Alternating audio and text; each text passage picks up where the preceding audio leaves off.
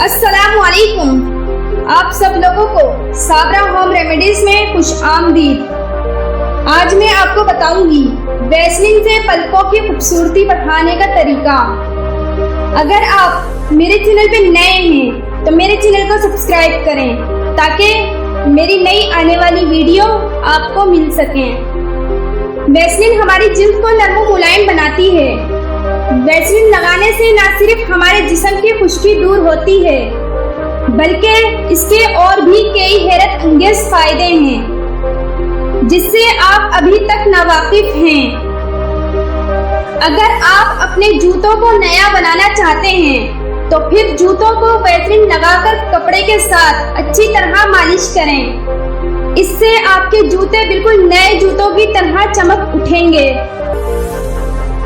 अगर शेव बनाने के बाद जिल्द पर वैसलीन लगा ली जाए तो फिर इससे जिल्द लाल नहीं होगी।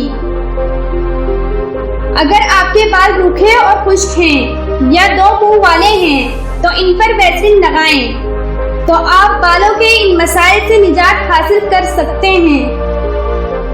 अगर वैसलीन में नमक मिलाकर इसे चेहरे पर स्क्रब की तरह लगाया जाए तो चेहरा चांद की तरह चमक उठता है। अगर आंखों पर मेकअप करने से पहले थोड़ी सी वैसलीन लगा दें तो आंखें चमक उठेंगी। अगर पलकों पर थोड़ी सी वैसलीन लगा ली जाए तो इससे पलकें लंबी और चमकदार हो जाती हैं।